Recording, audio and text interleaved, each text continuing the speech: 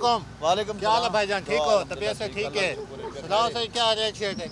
जी। ये जो रिवायती चीज़ें हैं वो दिखाई दे रही हैं, लेकिन अब मवेशी मंडी में सब जानवर फीके पड़ जाएंगे क्योंकि सराई जहाज़ों की जो है वो एंट्री हो चुकी है।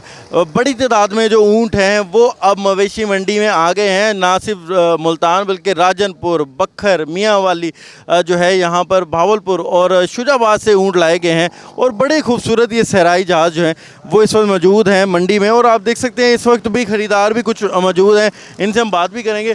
सर बताइएगा कितना रेट मांगा जा रहा है? सर ये इसका 10 लाख मांग रहे हैं। एक का? जी एक का। अच्छा, जी 10 लाख मांग रहे हैं एक का। तो कोई बनी है कोई? नहीं अभी तक तो नहीं बन रही। साल पिछले साल तो हम लेके गए 3,60,000 का लेके गए, लेकिन इस साल तो बहुत महंगाई है। कहता है कि 10 लाख का एक है। हम देख रहे हैं कि गुंजाइश बनती है तो ठीक है, नहीं तो फिर ना सही।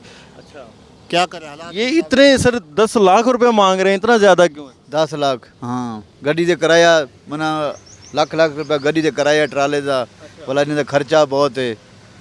हर कोई अपना पिछले साल कितने तक का बेचा है? पिछले साल दा हाँ 8 लाख दा 7 दा 8 दा हुण महंगाई दे दौर है। हाँ हुण 10 लाख दा अब फाइनल कितना देना है भाई आए वाले? नाले हाँ इससे यानी कि कम नहीं है। 10 लाख सबसे कम है, उससे ऊपर के भी हैं? ऊपर है 15 लाख दे हैं, 20 लाख दे हैं, अच्छा 30 दे भी हैं। अच्छा। हाँ माल दे मिठाई है 25 दा 30 दा 15 दा कम तो कम 10 दा।